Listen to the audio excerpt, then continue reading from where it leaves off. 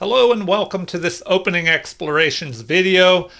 So I did an introduction to the Scandinavian defense in an earlier video, and a viewer requested that I do a modern Scandinavian video, which I did. So I'm also going to do a more in-depth video on the Scandinavian defense, the main line here. So for beginners that are seeing this for the first time, after e4, the Scandinavian is this: pawn to d5. So you immediately attack white and force them to deal with this. So the most common move played here is to just go ahead and capture this pawn. And then the modern was this move, bringing a knight up here. Adding more pressure to this pawn. But the main line is to just go ahead and capture here.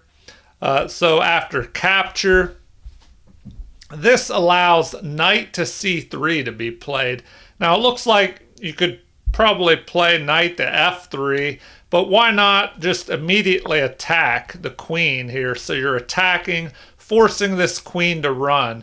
And most often the queen will move here, lining up on your king and keeping an eye on the center here from the side. You know, you could even swing the queen over to the king side in the future if you want.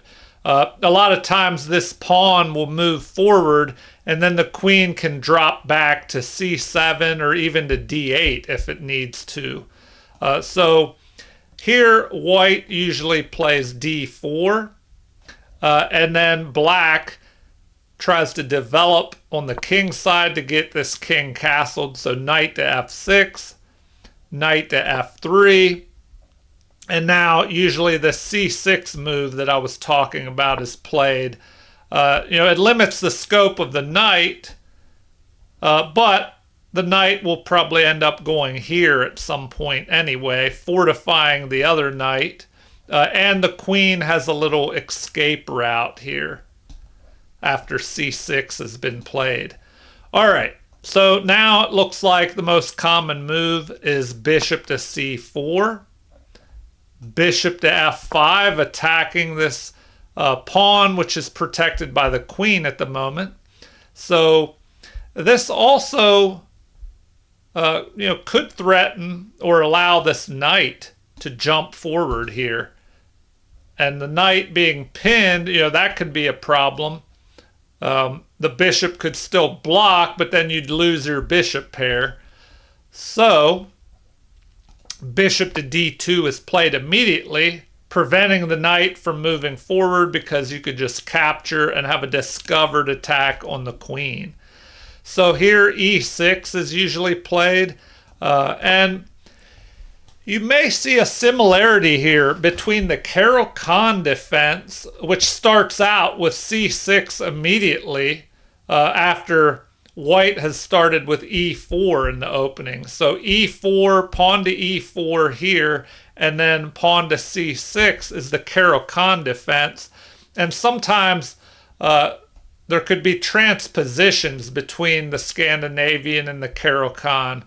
But this is kind of a similar pawn structure that you'll see with the pawns here, especially on e6 and c6.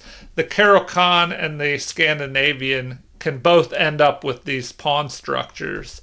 All right, most often played now is this interesting move, knight to d5, which is only able to be played because there's a discovered attack now on the queen, and you have the possibility of capturing this knight with check on the king here. So the queen drops back to d8, as I mentioned. Once this pawn pushes forward, it allows the queen to drop back here, either to c7 or d8 if it needs to, which now it protects the pawn, protects the knight. So if there's a capture, the queen could capture if you don't want to capture with the pawn. So most often played is capture here. and you can capture with the queen, and it looks like black wins more often and white wins less often with this capture, because now the rook could have a half open file aiming down towards white's king side. So here usually bishop to b3 is played. Now knight develops, queen develops. And this gives white the option to castle queen side or king side. Maybe queen side is better because of this half open g file. So queen to c7 develops the queen off the back rank, and knight to h4, immediately attacking the bishop. So the bishop drops back, and white does in fact castle queen side, as does black, and g3 is played, kind of blunting the scope of this half open file in case a rook decides to land here and aim down towards the white's pawns on the king side. All right, so next we have bishop to d6 is most often played, followed by capture, getting rid of the bishop pair, recapture towards the center instead of fixing your doubled pawns. So now h4 to block the scope of the rook, and f5 is usually played here. Because in these doubled pawns, the front pawn is slowing down the works here, blocking the pawn behind it. So if you get this forward pawn moving, then the second pawn can push forward, especially if this forward pawn is exchanged off in the future. So bishop to g5, attacking the rook. So the rook moves, and then let's see. h5 is played most often here, followed by capture, rook captures, and then f4, targeting the bishop. And this is as far as this game went, apparently. It looks like this is called the Mises Kotrok main line of the Scandinavian Defense. So let me reset, and we'll take a look at some other possibilities in this main line of the Scandinavian. So after capture, we have queen capturing most often. But one thing I want to take a look at. So what if you're playing the black pieces and your opponent doesn't even capture this pawn? They could play the second most played move, knight to c3. So I'll go ahead and take a look at that. Well, then it looks like you're better off just taking on d4. The knight recaptures, and then knight immediately attacks the knight. So after capture, now once again we're kind of heading into a Caro-Kann type game here. This is called the Scandinavian Defense closed variation, and you could capture towards the center, leaving an isolated pawn here. Or you could capture away from the center, keeping all your pawns together. So it looks like that's the most often played move, capturing away from the center. But now this extra pawn helps cover your king side for your king to castle over there. Your bishop is immediately unleashed here. And you have an open e-file. So d4 is usually played, followed by bishop to d6, bishop to d3, castling, knight up to e2, and rook grabs the open file. So white castles the king to safety, and now we have knight to d7, followed by c3, fortifying the pawn in the center here, and knight to f8. Now this move may look strange, but the knight moves here to guard this h7 pawn from any future checkmate threats. You know, if the queen is able to jump over here, maybe the knight moves up here at some point, you know, and then you have the bishop lined up. It kind of helps fortify things, you know, and the knight could jump up here as well at some point. So, bishop to f4 is most often played, followed by bishop to g4, but now we're just down to a few variations or a few games. Bishop retreat, and then queen to d2, getting off of the back rank and off of this line of fire, although there's a pawn and a knight in between, but you never know. Whenever a bishop or other pieces lined up on your queen, even when there are other pieces in between, you never know when the position might suddenly open up and then you have a discovered attack on a more valuable piece by a less valuable one. All right, so bishop usually drops back here, targeting this bishop. So after capture, we have a capture towards the center, a pair of doubled pawns, but this is a strong defensive box of pawns here. It's kind of interesting. So knight to g3 is usually played here. Knight attacks the bishop, so capture, queen captures, and rook at a to e1, fighting for the open e file.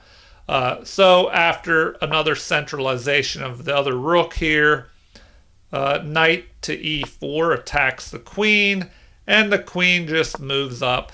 So this is an example of how things could go. There might be a battle here on the open e file between the rooks. You know, if I play this out a little bit further, the queen moved off of the line of fire here. And now we have what? f5. Sending the knight retreating. And a5, gaining space. And then white equalizes. So this is an idea of how the game could go. But let's go back, take another look at this. So, you know, all the way to the beginning, the Scandinavian defense with e4 and then d5. Now, usually white will capture this pawn, but we looked at what to do maybe if they played knight to c3, which is the second most played move. But what about e5? Sometimes you may see this move where they avoid the capture and gain space in the center. What looks like here, you have a couple options. c5 can be a good move, preventing this pawn from pushing forward here, because then you could just capture, and if the queen captured, well, then the knight could press forward and attack the queen. So, another option is to develop the bishop outside of the pawn chain, and then you can push forward here. But let's look at the most played move. c5. f4 gains more space and backs up your pawn on e5. Then we have knight to c6. And knight to f3. So bishop develops and pins the knight to the queen.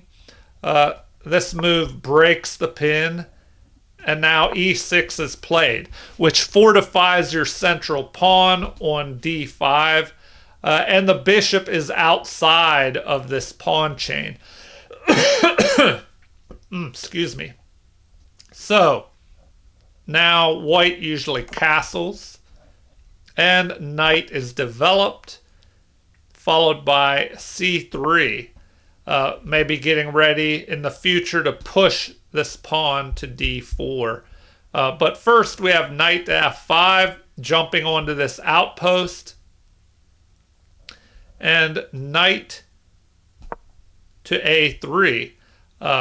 You know, possibly with the idea of pushing forward, but maybe dropping back here to help cover this with that idea of pushing forward the pawn in the center. So let's see what happens.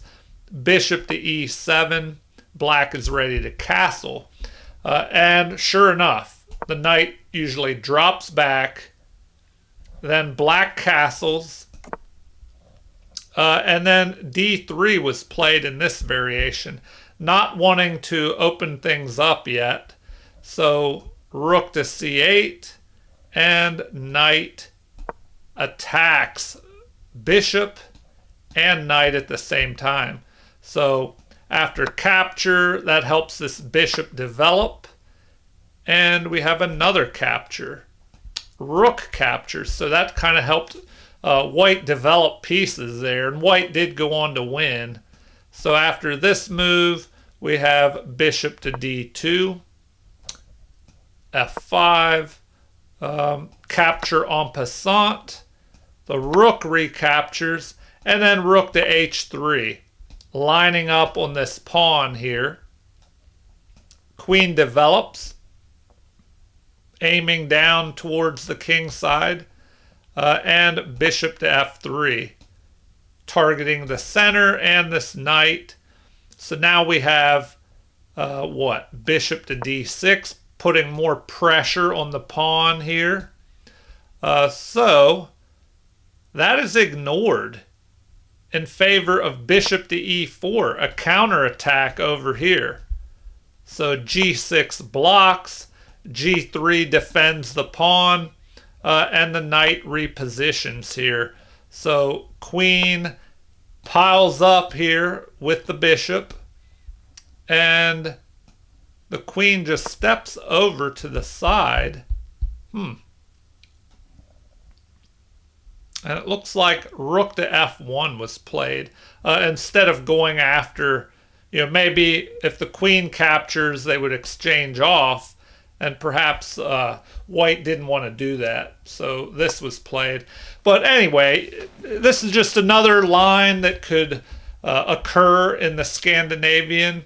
So if we go back to the beginning, you kind of have to watch out. This is the most commonly played move, white capturing black's pawn, but there are other options. They even show the fourth most played move is just d3 right here. But if you really want to get an advantage with white, and that's why this is played so often, it looks like you pretty much want to do that. And then after capture, well, now you follow it up by attacking the queen. And the queen doesn't have to go here. The queen could go to d6. So we'll take a quick look at that. If that occurs, the most played move is just to continue with your normal plan, pushing to d4, and then knight to f6, knight to f3, and here most often played is a6.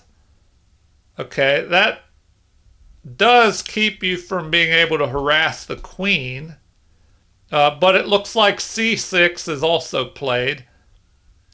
Now, here a6 is played maybe because you want to move, instead of moving the pawn here, you might be able to move it all the way up to c5 in one move. So that could be a possibility why this a6 move was played. Let's see. G3 usually occurs, blunting the scope of the queen here, getting ready to fianchetto a bishop. So bishop pins the knight to the queen. Here we have bishop to g2 protecting the knight. So knight to c6, targeting this pawn with the queen, and the knight is not able to help protect there. So white just goes ahead and castles, ignoring any threats on this pawn. Castle queenside, and here we have opposite side castling. So in this instance, usually you want to throw your pawns forward. So black will try and throw his pawns forward against white's king, and white can try and throw their pawns forward against the king on the queen side here. All right, So d5 is usually played. Now, it looks like you could just capture maybe, but that was only played 3 times. It looks like most often played is knight to e5, adding pressure here on the pinned knight. So, what now? Bishop to f4, a counter pin. So, knight takes f3. You're able to do this. Was it really a counter pin? Not so much, because this move is able to be played because of the check. So bishop captures, and after capture, we have e5, capture en passant, queen captures, and bishop pins the knight to the rook now. So bishop develops, queen is attacked here by this rook, and bishop to e5 was played, blocking. Interesting. All right, bishop to f4, adding pressure to the pinned piece. The knight helps protect. Rook centralizes, and now the pawn is able to help protect the bishop. So knight advances forward and other rook centralizes. So you get the idea. Another way that the game could go in these different lines. Looks like a big battle will be brewing here on the open files in the center between the rooks. A lot of action in the center with the bishops attacking one another. The knight is up here in the middle. But, well, I could play this out a little bit further. It looks like in the game, either bishop to c1 was played, dropping the bishop back to here, or the king could move up to here. So this game ended in a draw after king to g2, king to b8. So a lot of times when you castle queenside, the king is well advised to move to either b8 for black or king to b1 for white. That helps. If there's a pawn still here, it would help protect the pawn. It might help prevent any surprises of a queen landing here and trying to harass you on the back rank. And it gets the king off the line of the c file, because a lot of times a rook may target the c file.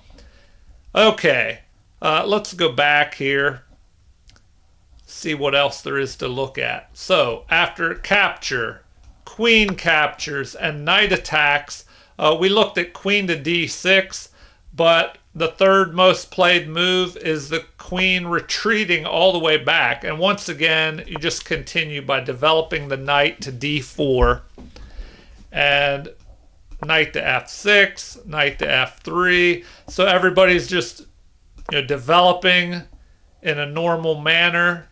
h3, forcing the bishop immediately to make a decision.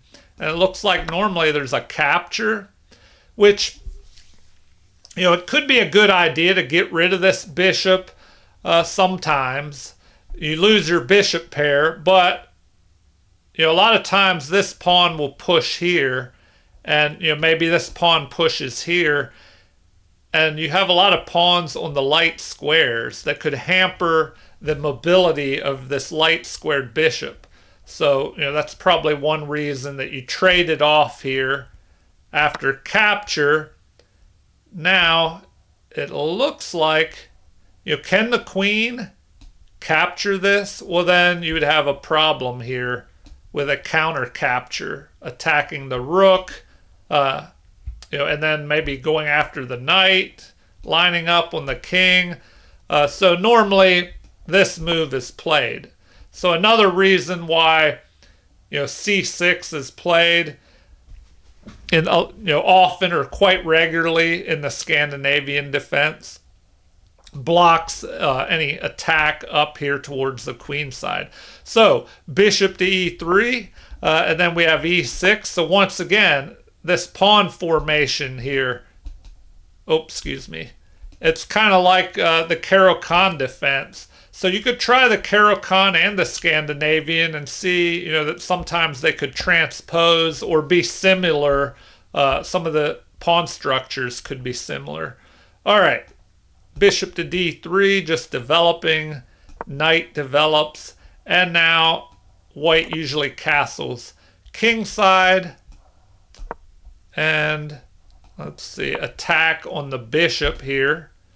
So the knight captures, queen captures, and then the knight can jump here chasing the queen. So the queen will drop over or slide over to the side, kind of lining up on the opponent's queen. Maybe with the threat of creating a battery with this bishop here. All right, so h6, that prevents any, you could still move this bishop here, because if there's a capture, well, then you can pick off the rook. So bishop to g5 can still be played. Now c4 was played and white won, but in the other two moves, rook at a to d1 and bishop to g5, which I'll take a look at. They just played that, so they just block the pin. So now c3 to protect here. Knight is able to jump forward, and then we just trade. So yeah, and in this endgame, it looks like even though white has the advantage of a bishop versus a knight in an endgame with pawns on both sides, black's king is already centralized here, whereas white's is over here on the edge, so that could be an advantage. And the game went on with bishop to e4, rook at h to d8, then rook grabs the half-open file and lines up on the king. Then we have a5, rook at a to d1, a4 gains more space, a3 prevents this pawn from pushing forward even more. And then after a retreat by the knight, we have rook to e2, h5 gaining space now on the king side, f4, g6, g4, and then capture, capture. The rook grabs the open file. The king moves up, but now there's an attack here, so that's not so great. That's probably why black went on to win. Because now we have doubled rooks on this open file, and this is looking pretty serious.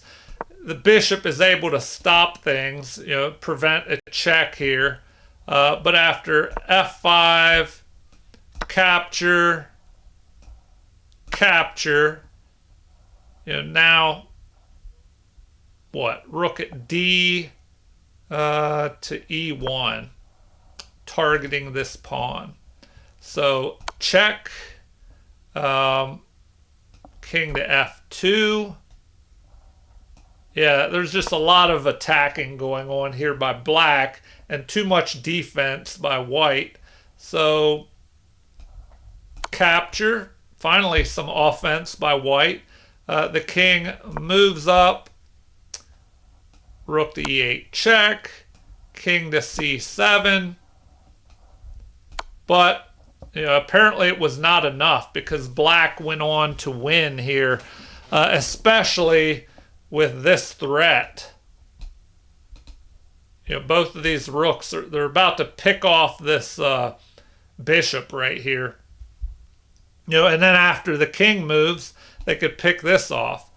All right, let's see if there's anything else that we need to take a look at. So after normal mainline moves, capture, queen captures, knight attacks, We looked at the queen going here, the queen retreating back to here, and here. So the next most played move is a check right here. But then it looks like bishop to e2 is played most often. Bishop to g4 because the queen is pinning here. So d4 attacks the queen. Capture.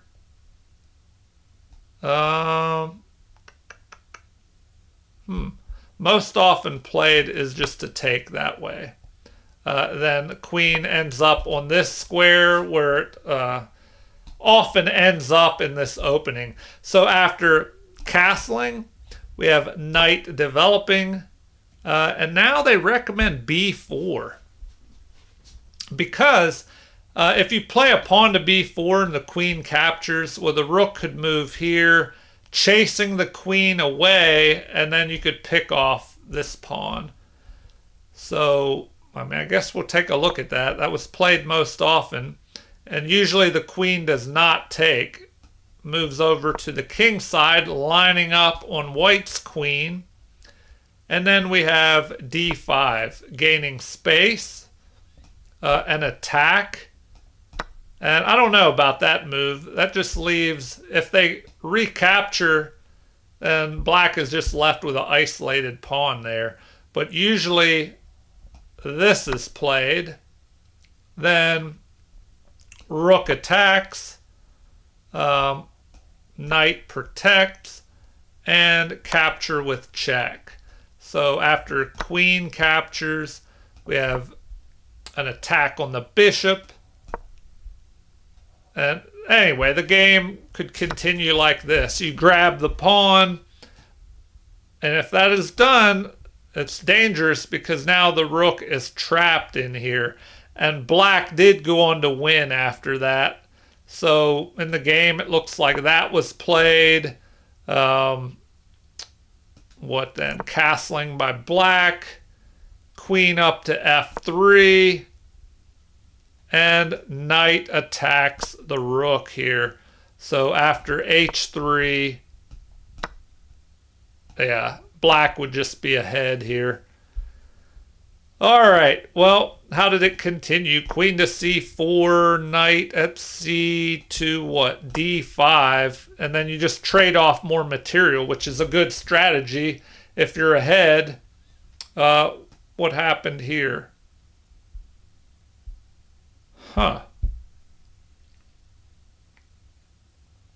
Queen captured. All right. Then after capture, rook centralizes, then we protect the knight, other rook centralizes, bishop blocks, but now we have this attack, so, you know, you're ahead in material, why not just keep capturing? Rook to d3, and there you have it, another example. Okay, so I'll take one more look to see if there's anything else that you might need to be aware of in this opening.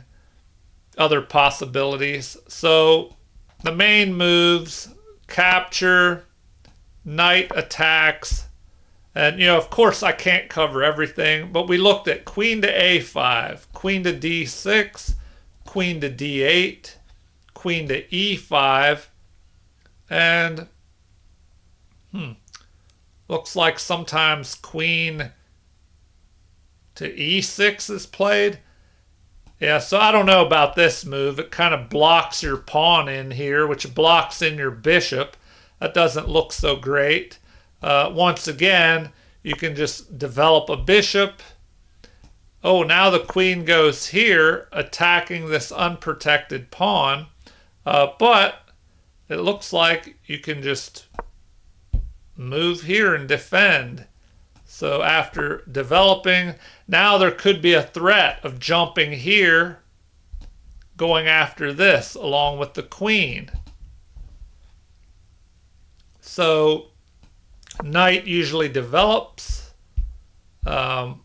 This pawn could move here, though, and block any attacks on that.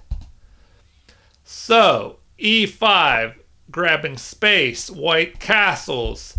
And now bishop to d7 is usually played. That. d4. Queen side castling. And once again, we have opposite side castling, which can lead to crazy pawn storm attacks. So, d5, immediately, white throws a pawn forward on the queen side, chasing the knight. So the knight drops back. Then we have bishop up to e3, aiming at the queen side. King moves over. So there's that king to the b8 square move that I was talking about, helping cover this pawn. And the pawn storm commences. Let's see. Knight to c8, helping defend the pawn. And this pawn throws itself forward. And now black will start a pawn side. We'll start a pawn storm on the king side. Okay, so what now? a6. And this keeps things closed on the on the queen side. So g3, h5, h4, knight to d6, and bishop attacks the rook here. So we have a block and an exchange. All right, so rook to e1, queen to f6, getting out of the way of this other pawn. Knight repositions, and an attack on the bishop here. So bishop retreats. g5, trying to break things open here. So capture, queen captures, lining up on the king. Knight goes up here to e2, trying to stop this pawn from moving forward and perhaps grabbing a nice outpost. So h4, the attack continues. Queen up to d4, centralizing the queen. So after capture, recapture, rook at d to g8. It's looking dangerous here for white. Black got their pawn storm in first. And what? King up to f2 to help guard this. So f4, rook fights for the open file, trying to trade off some attacking pieces. Capture with check. King drops to g1 and capture. So bishop captures. Oh, but then this moves. So maybe this game was played in blitz or something. Because that is the danger of opposite side castling. If your opponent gets a pawn storm attack in first that is successful, then you could be in trouble. All right, well, I guess I will wrap it up there. Feel free to leave any comments. Like and subscribe to support the channel if you haven't already. Thank you for watching and have a super chess day.